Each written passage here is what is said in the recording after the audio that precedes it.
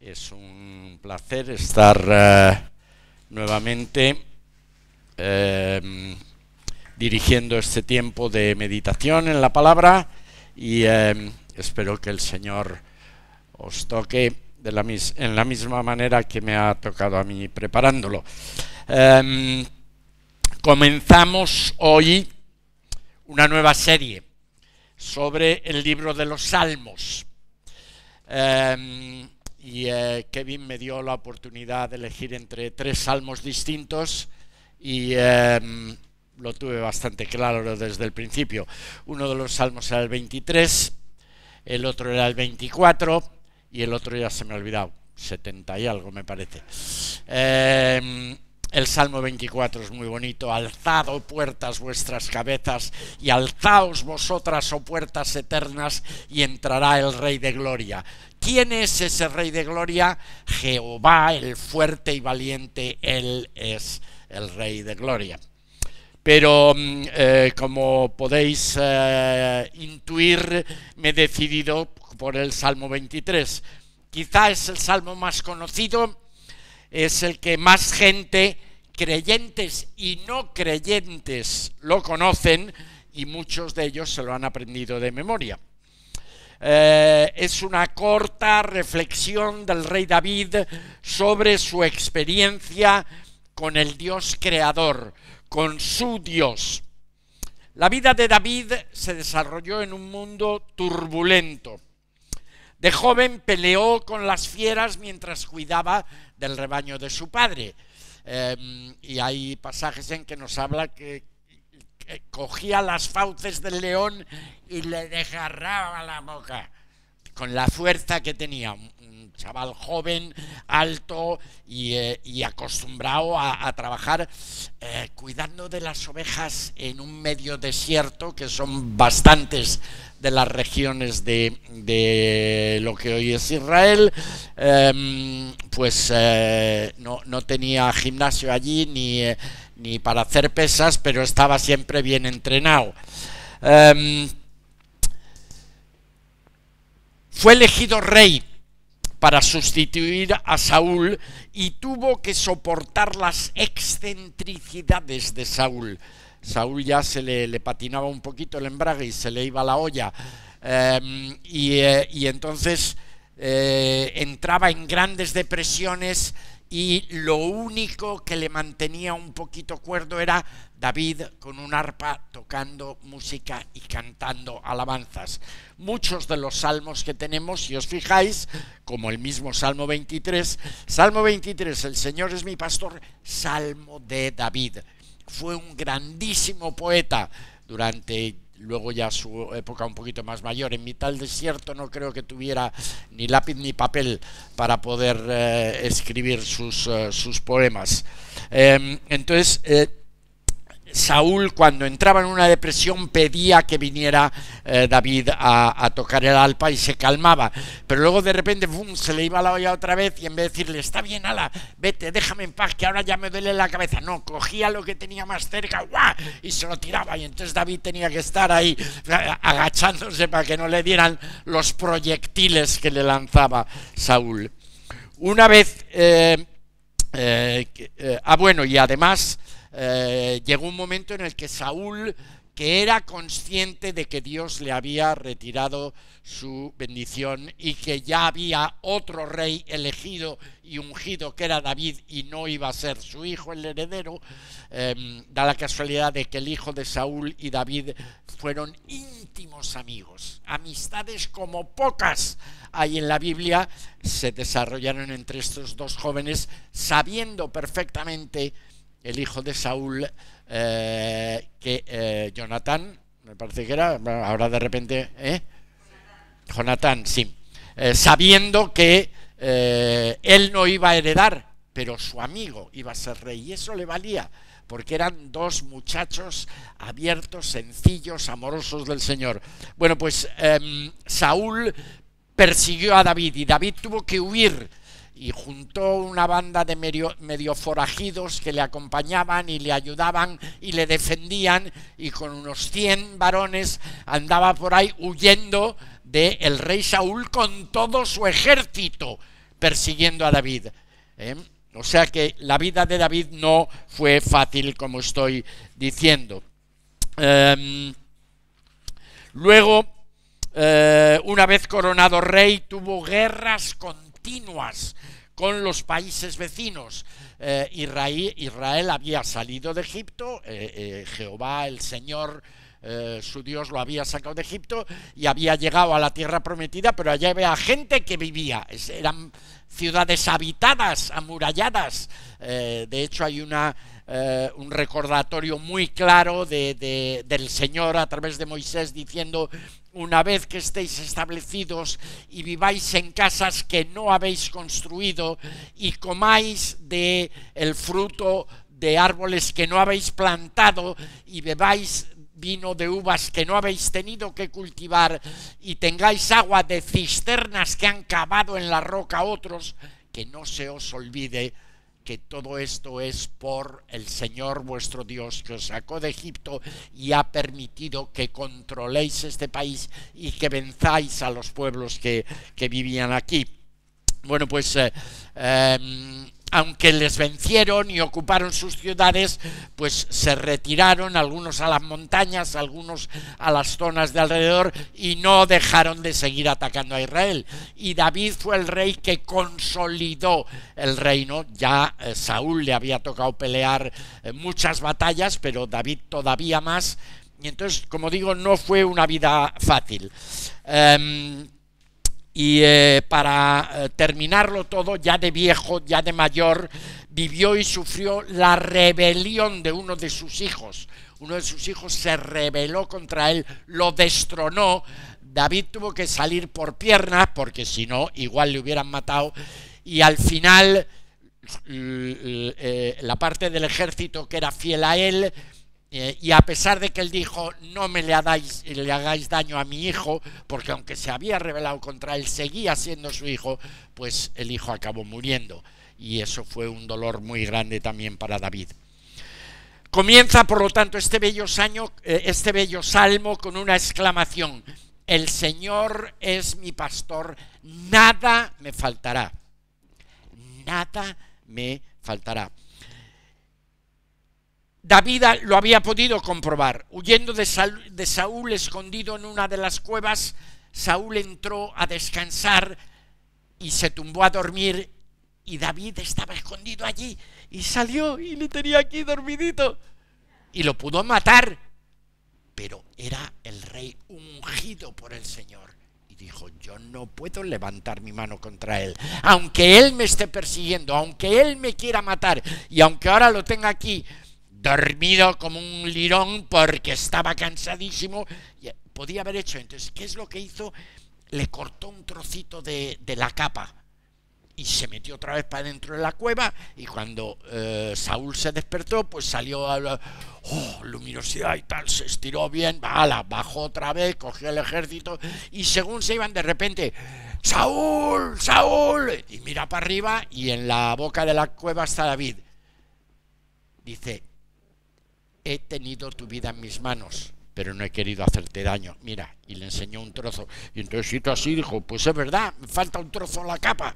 Y lo tiene el desgraciado ese ahí arriba. Se dio cuenta de la bondad en el fondo de David. Eso es la historia. Nunca le faltó de nada, aún viviendo así de cueva en cueva.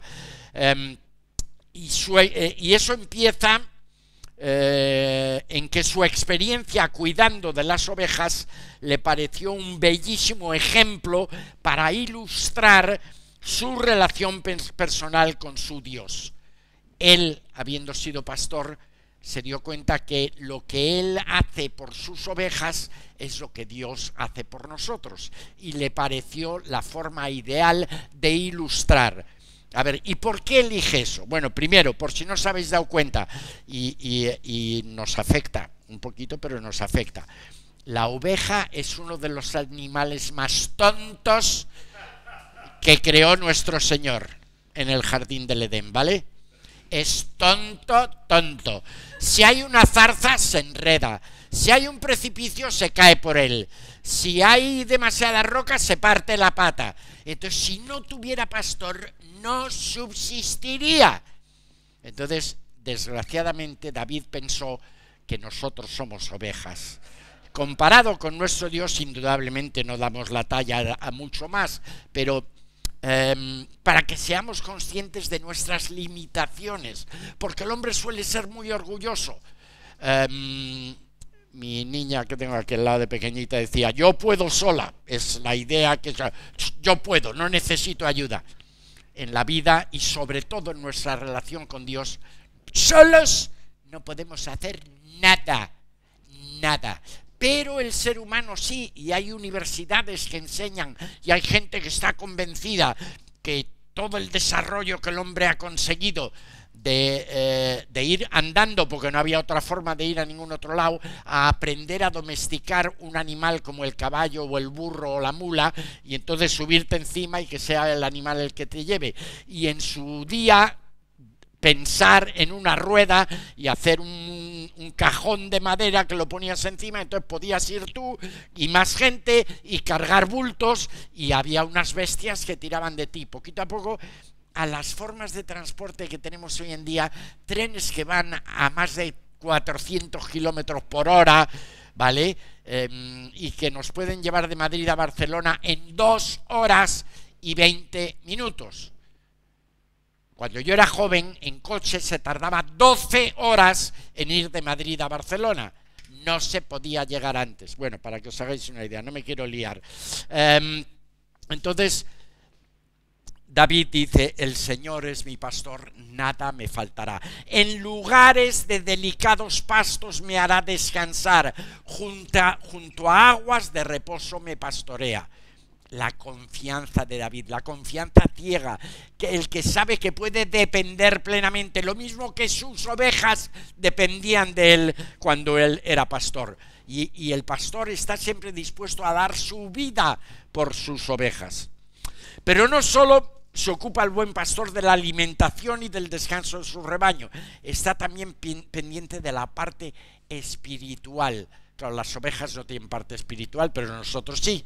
Y entonces, claro, cuando nos compara a las ovejas, pues hay que cubrir esa parte también. Y David dice, confortará mi alma. Ya no solo es el cuerpo y los buenos pastos y hacerme descansar, confortará mi alma. Me guiará por sendas de justicia, por amor de su nombre. Luego, la fidelidad de nuestro Dios se manifiesta y se confirma en medio de las pruebas.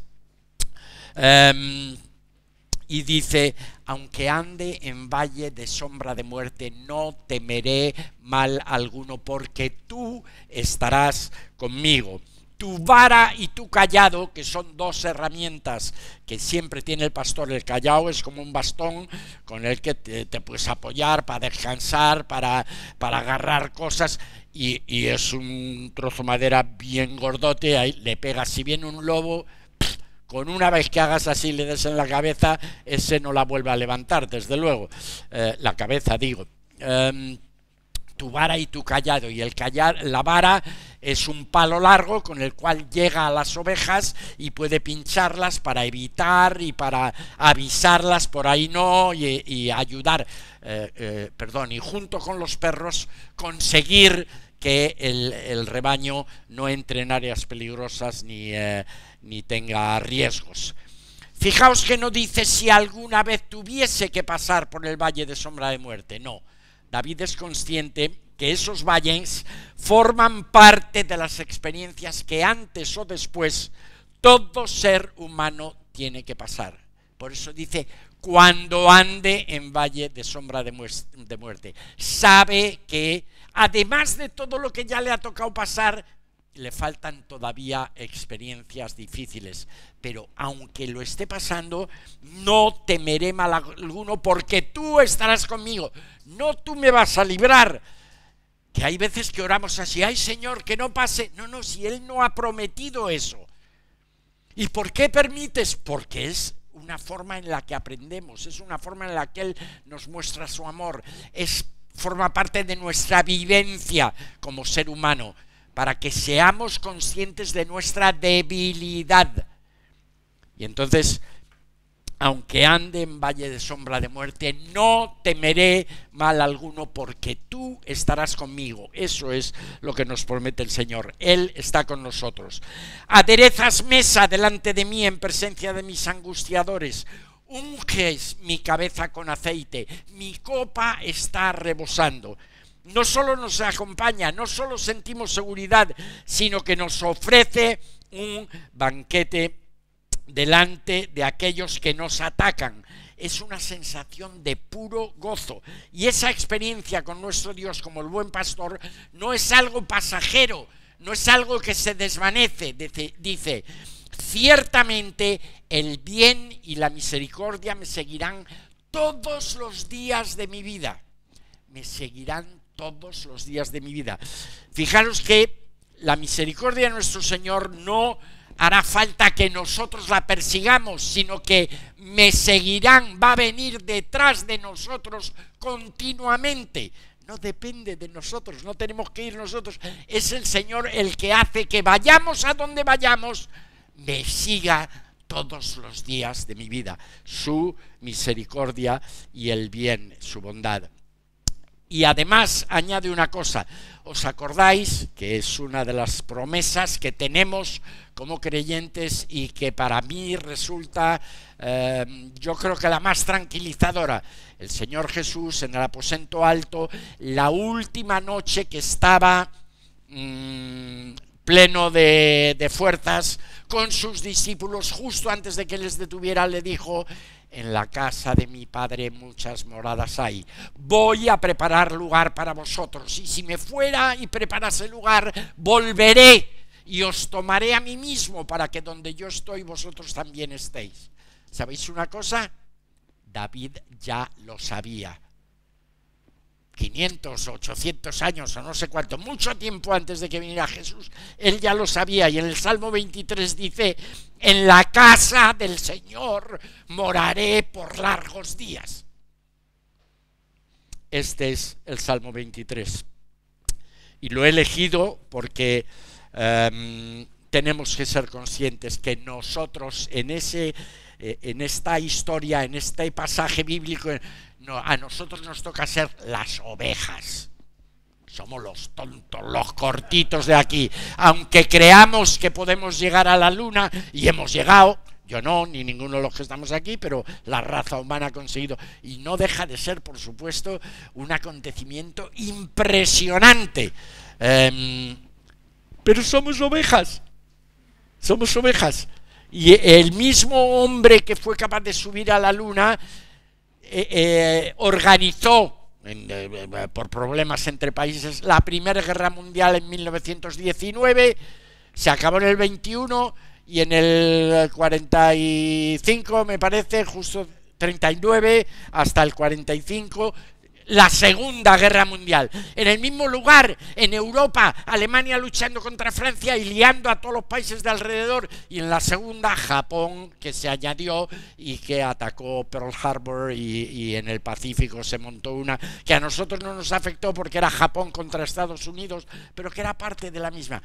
Millones de muertos, nos agobia ahora la cantidad de muertos por la pandemia. No os puedo decir lo que sucedió entre la Primera y la Segunda Guerra Mundial. Estamos hablando de más de 200 o de 300 millones de muertos. No todos soldados, mucho población civil, seres indefensos. Y si a eso le añadimos los más de 50 que fallecieron durante la Revolución de Octubre en la Rusia comunista, pues ya no os quiero decir más. Este es el Salmo 23. Otra de las razones por las que lo he elegido es porque era el salmo favorito de mi padre. Mi padre fue un gran hombre. Está feo que yo lo diga, pero es así como fue y es así como lo siento. Nació en Madrid en julio del año 1921, el día 14. O sea que el próximo día 14 habría cumplido 100 años. El Señor le llevó a su presencia con 64 años.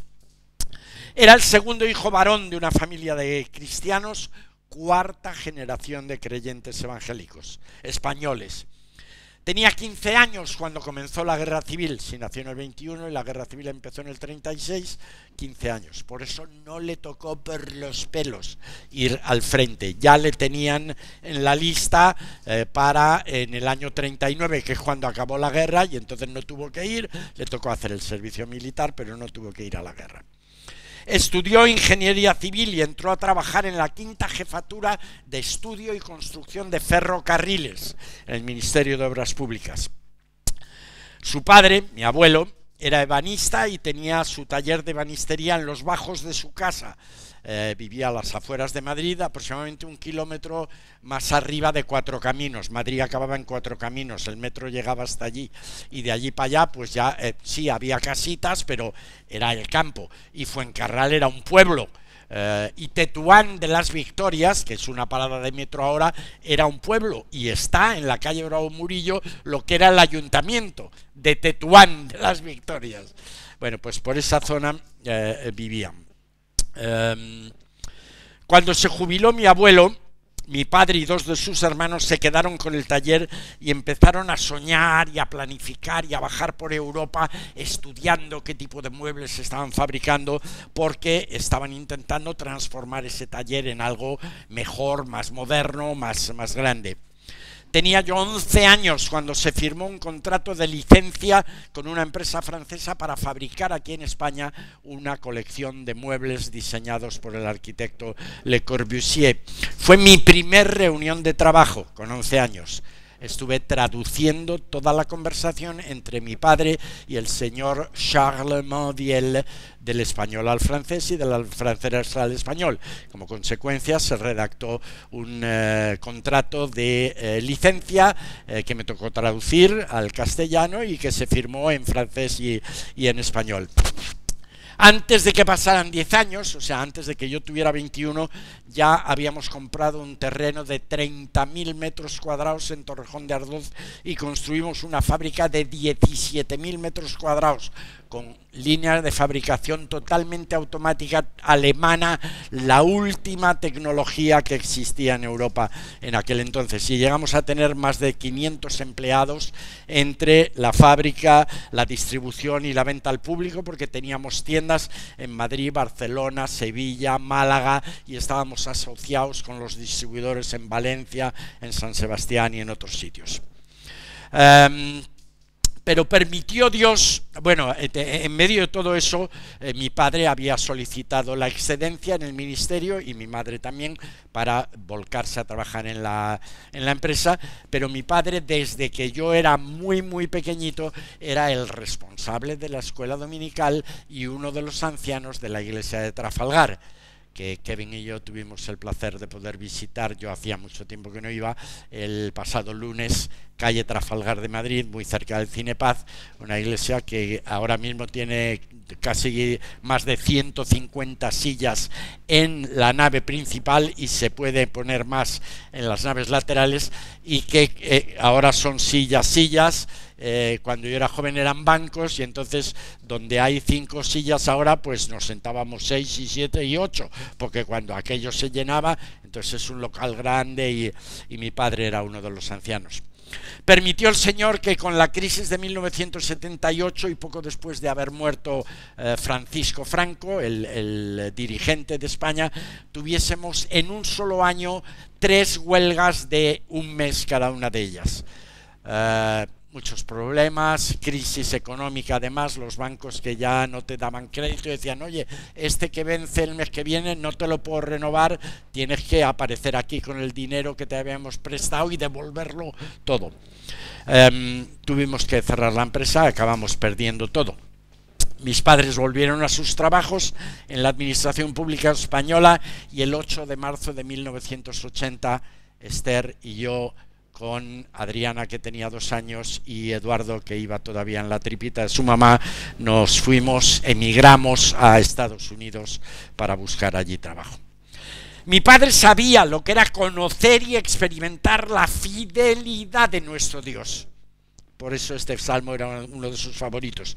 Ni una sola vez era mi padre, era mi anciano, mi pastor, era mi jefe porque trabajaba con él desde los 11 años. He viajado por toda Europa y por Estados Unidos con él de traductor y con mi tío Enrique, y nunca le escuché quejarse cuando llegaron los malos momentos y vimos que todo se iba al traste y que el esfuerzo de toda una vida se desvanecía. Pero es que mi padre pensaba y tenía en su cabeza lo mismo que el santo Job que hemos estado estudiando hasta ahora. Job, capítulo 1, versículo 21. Desnudo salí del vientre de mi madre, y desnudo volveré. Jehová el Señor dio, Jehová el Señor quitó, bendito sea el nombre de nuestro Dios. Esa era su forma de vida. El Salmo 23 se encajaba perfectamente para él. Yo pude aprender a lo largo de esa interesante pero amarga experiencia que el Señor es bueno, que el Señor es fiel, que debemos ser agradecidos y aceptar siempre su voluntad, porque Él siempre piensa en nuestro bien, como un pastor en relación con sus ovejas. Este es el recordatorio del culto que se celebró en memoria de mi padre, y en el interior el Salmo 23 hecho poesía por Fray Luis de León, uno de los místicos más importantes de la historia del pueblo español. Os lo voy a leer.